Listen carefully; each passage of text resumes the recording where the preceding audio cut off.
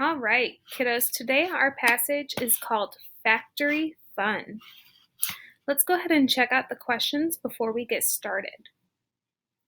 Number 1 says, which sentence tells what most likely happens next? A. People will wait in line to take the tour again.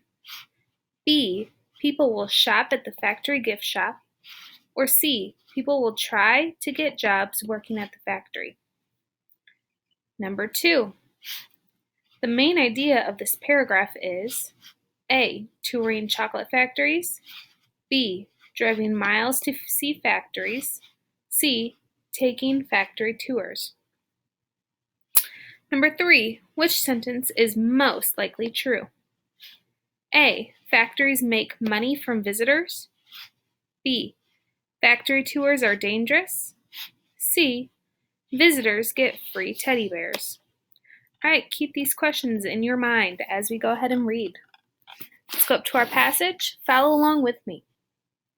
Many people like to see how things are made.